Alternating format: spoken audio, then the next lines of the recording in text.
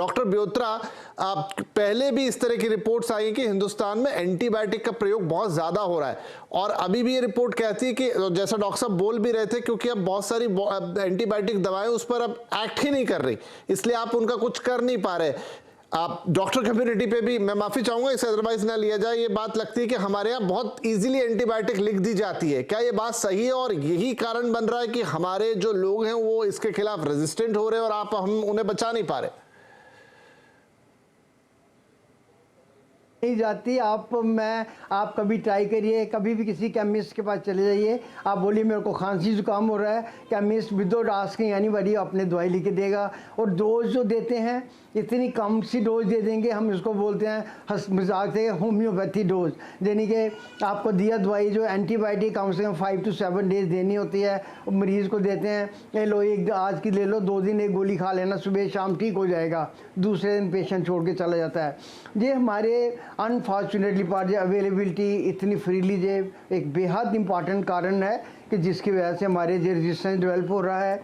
और रेजिस्टेंस जो स्लोली आप कोई भी लिविंग ऑर्गेनिज्म, कोई भी लिविंग चीज़ हो, आप मॉस्किटो ले लीजिए, आप 1960s में जाते DDT लगाते थे और सारे मॉस्किटो मार जाते थे। उसके बाद आप बढ़ते गए, उसके बाद कुछ और शुरू हुआ, उसके आज आपको मॉस्किटो में कितना कुछ कर रहे हो, स्प्रेज करते हो DDT के ऊपर, तो मॉस्किटो खा के मोटे हो जा रहे हैं। तो जो चीज़ें वो भी अपने आप को सेपरेट इस तरह के रजिस्टर बना रहे थे। ये तो सिंगल सेल होता है, जो माइक्रोव, अभी डॉक्टर साहब ने बोला कि माइक्रोव सिंगल सेल, ये तो जड़ से अपने आप को चेंज कर लेते हैं अपने एनवायरनमेंट के मुताबिक। थोड़े दिन तो जो मरते हैं, उसके बाद आस्ता अपने आप को पूरी तरह चेंज कर लेते हैं, अपना सारा सिस्टम चेंज कर लेते हैं। वो दवाई जिसकी वजह से डेथ होती है इनकी, वो ये खा के उल्टा और मोटे हो जाते हैं। इसको हम बोलते हैं anti microbial resistance. That is what is causing. बहुत अभी आपने एक दो साल पहले सुपर बग की तरह आप सुनते थे, they are all super bug mean they are resistance to everything.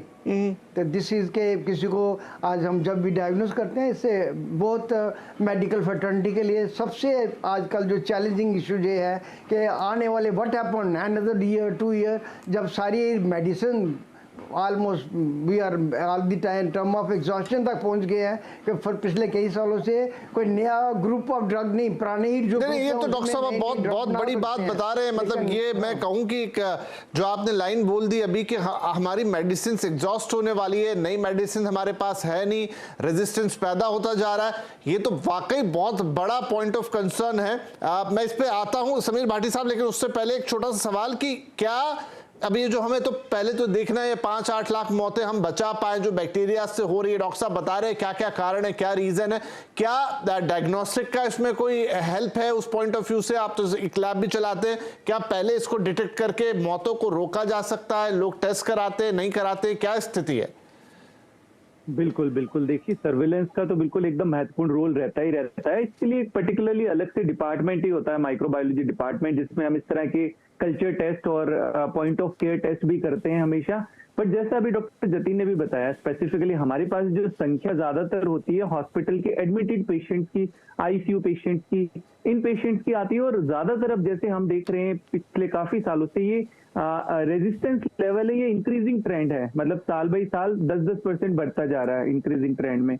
और एज ग्रुप भी हम यंग पेशेंट्स की देखते हैं, काफी इस तरह के एडमिटेड पेशेंट है जिनकी रिपोर्ट की मल्टी ड्रग रेजिस्टेंस, कि उनके अंदर बहुत सारी दवा है एंटीबायोटिक जो उनके ऊपर काम नहीं कर रही है। तो ये एक इंक्रीजिंग ट्रेंड में। इसके अलावा अगर हम देखें तो हमारे पास बहुत ज्यादा जरूरी है कि रूटीन रेगुलर प्रैक्टिस के अंदर उस तरह से हमारे पास की राइट टाइम पे राइट टेस्ट कौन सा, क्योंकि जैसा अभी डॉक्टर ब्योत्रा ने भी बताया है कि पेशेंट आमतौर पर उनको लगता है किसी भी तरह के लक्षण तो पहले खुद ही दवाई शुरू कर देते हैं, मतलब या तो अंडर यूज करेंगे या उसको ओवर यूज करेंगे, तो अल्टीमेटली वो मिस यूज हो जाता है। फिर दवाई खा के फिर उसके बाद वो टेस्ट के लिए आते हैं कई बार की टेस्ट कर लें, दवाई खा के टेस्ट कराने का फिर उसका कोई फायदा नहीं है, आपने एंटीबायोटिक ले ली।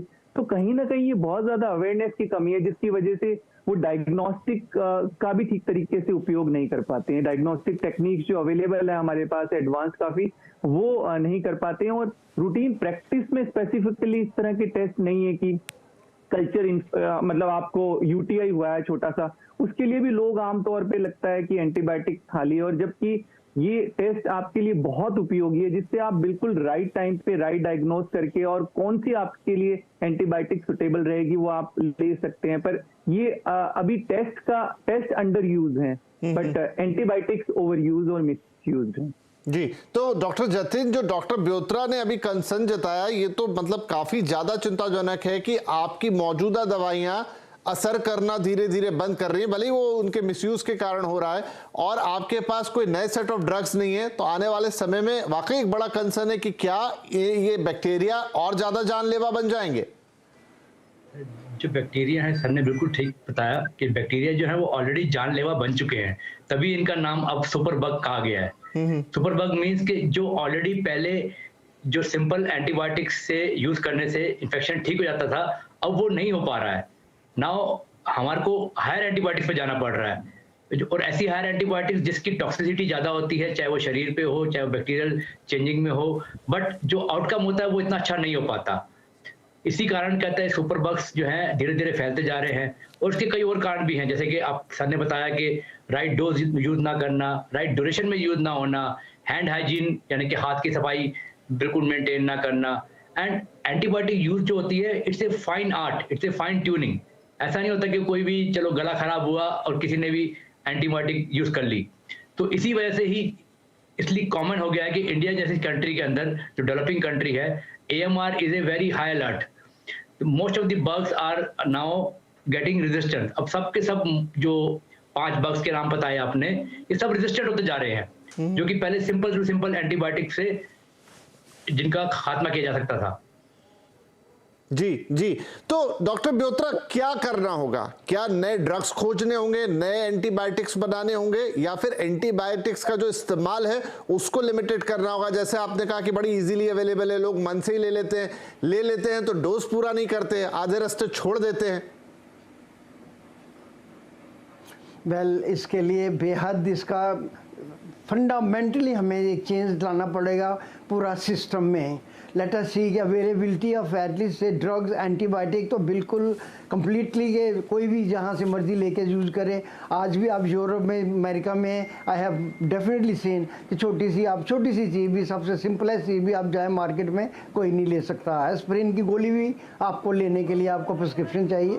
एंड नंबर 2, जो हमें दवाइयों को, जैसे अभी डॉक्टर साहब ने भी बोला है कि हमें जे absolutely drugs use when, antibiotics use when it is essential, और वही एंटीबायोटिक्स यूज़ करी जाए जिसकी ज़रूरत है। और इसके लिए बहुत ज़रूरी है हम बेस्ट, हमारी जो लैब सचमुच ही अंडर यूटिलाइज होती हैं। इवन हम, आई हैव सीन कि अच्छी जगहों से भी लोग आए हैं, पेशेंट को फीवर चल रहा है, कई दिनों से भी चल रहा है, चलो एक के बाद एक एंटीबायोटिक, पहला काम नहीं किया दूसरी दे दी, फिर नहीं तीसरी। क्योंकि हमारा एक I place in A hospital जो टर्शरी केयर हॉस्पिटल है, जहाँ से पेशेंट आते हैं जो मस्ट बहुत सारी जगहों से, एक जगह hospital, another hospital and third hospital, when we have taken almost सारे एंटीबायोटिक ले चुके हैं, तो they we feel absolutely at time feel disgusted कि आखिर ऐसा कैसे कर सकते हैं। और ये बिल्कुल मैं अभी डॉक्टर साहब से पूरी तरह सहमत हूँ कि हमें एक policy, it has to be a definite policy by the government, और this has be implemented absolutely strictly. And कोई भी एंटीबायोटिक का, मैं तो अब एज ए रूल अब सभी हॉस्पिटल में इन्फेक्शन डिजीज़ डिपार्टमेंट है, HICC hospital infection control committee है, मैंने बना रखी है। कोई डिपार्टमेंट 2 से ज़्यादा एंटीबायोटिक्स यूज़ करता है, उसके लिए परमिशन देनी पड़ती है उनको।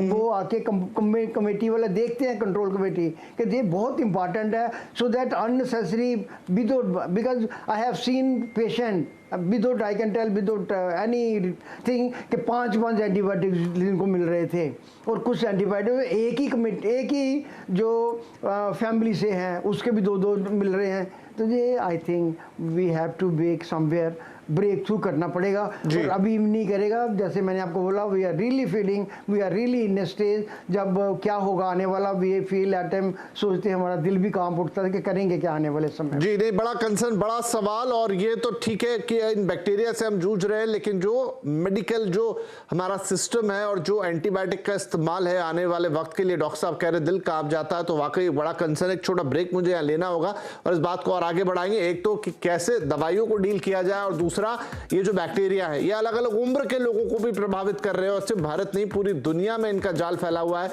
तो क्या ये और बढ़ता जाएगा? क्या वर्ल्ड वाइड कोई एक स्टेप इनके लिए उठाया जाएगा, कोई एक्शन होगा? क्या हो सकता है, क्या किया जा सकता है? छोटे से ब्रेक के बाद बातचीत जारी रहेगी।